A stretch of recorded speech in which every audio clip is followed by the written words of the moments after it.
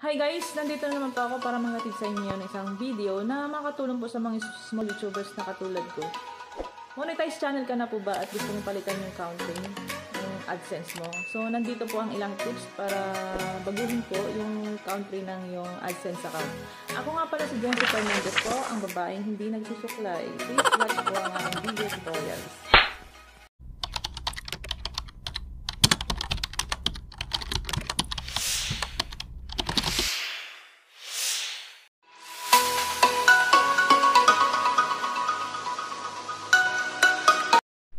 Login po tayo sa ating ADSENSE account.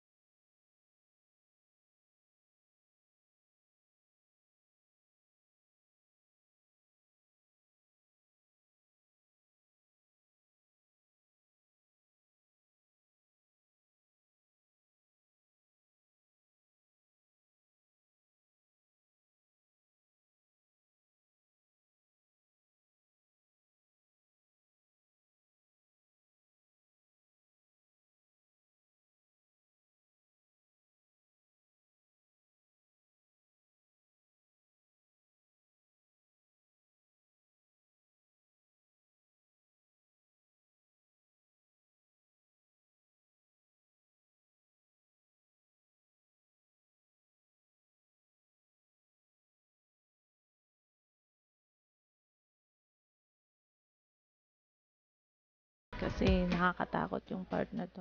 Kailangan natin i-close account yung dati yung ADSENSE.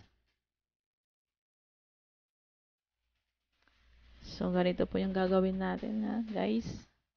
From United States po, papalitan po natin ng Philippines.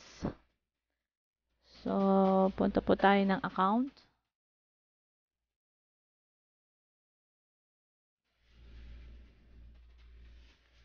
Takot ako guys. Konting ingat lang sa mga pag-click. Kung makikita nyo guys, yung account status ko is open. So, close account.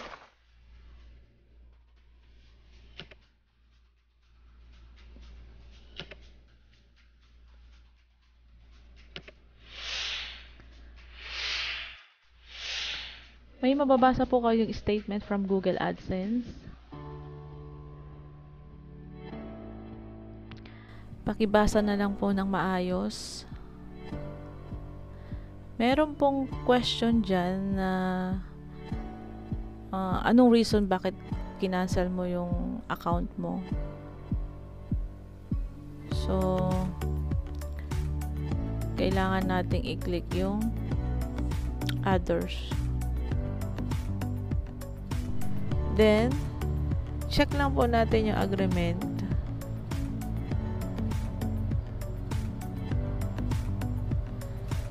Tap to continue.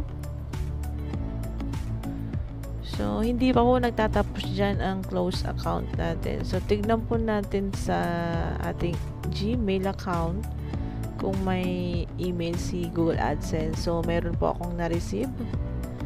So, ang sabi po dyan is permanently cancel your AdSense account. So, meron po link sa baba. So, click lang po natin yung link. So, guys, successfully cancel ng ating account.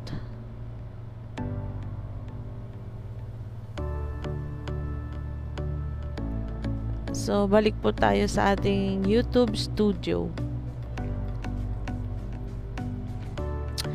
Punta po tayo ng monetization. Yung $sign po.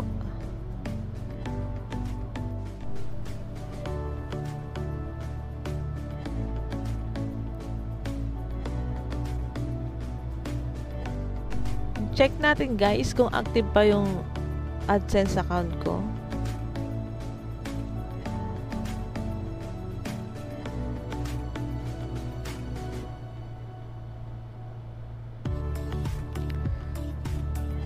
Kung makikita nyo po, yung AdSense account ko is still active pa rin po siya. So, click the change.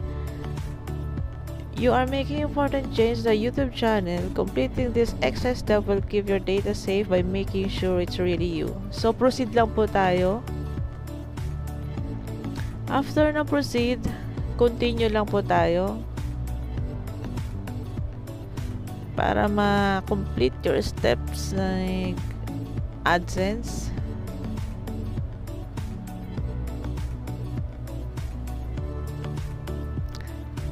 So, login lang po tayo sa ating main account.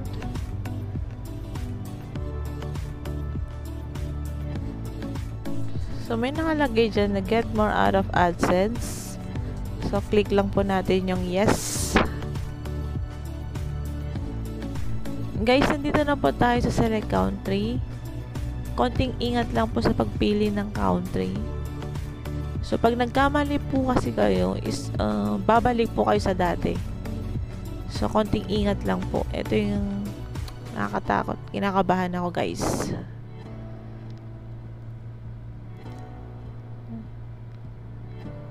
So, palitan natin ng Philippines.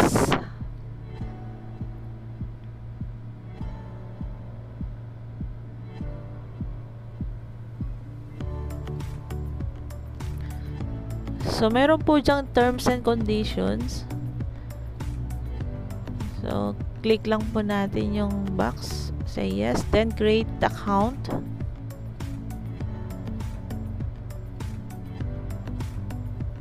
So, ayun na guys. Get started.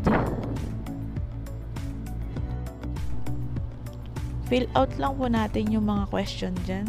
Mga name, address,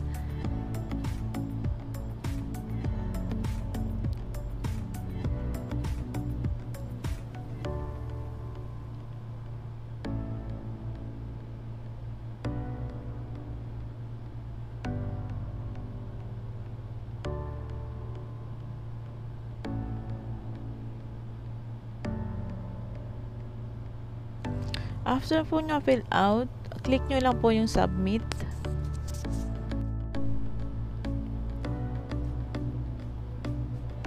Then, select lang po natin ang redirect.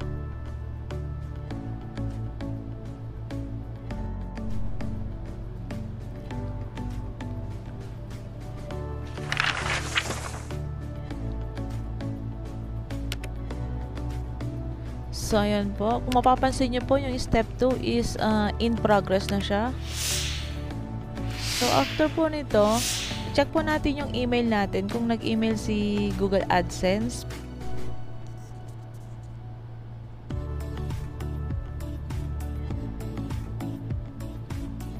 May na-receive po tayong email galing kay Google AdSense. So, ang nakalagay po dyan is payment contact information change. So, ibig sabihin po, is napalitan na po yung information natin sa dati nating AdSense.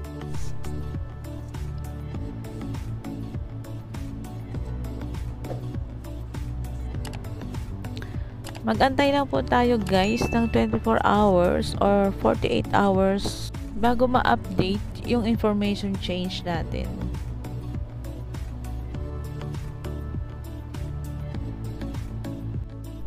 Kung mapapansin nyo po, wala po tayong monetization.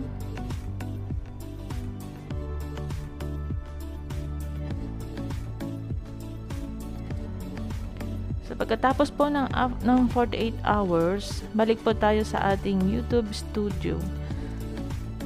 Make sure po ang ating studio ay naka-desktop site po.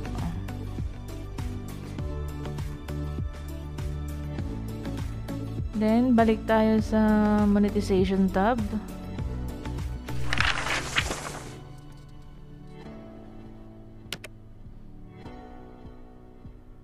So, yan guys. Active na siya sa new account. Ibig sabihin guys, na-update na yung pag-change natin ng information. So, check naman natin yung mga videos guys, kung may mga $sign na. So, ayan guys, may $sign na po tayo. Pagkatapos po, balik po tayo sa aking AdSense account.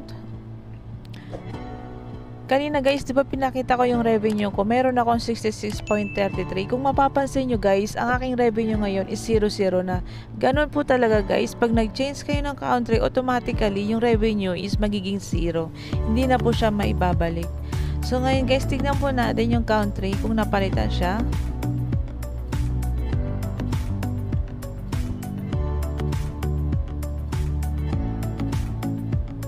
manage setting. Okay. So yun guys, napalitan na ng country ang aking ADSENSE. Dito na po nagtatapos ang aking video. Sana po may natutunan kayo sa aking video today. Thank you so much guys. Sa ulitin po. Bye!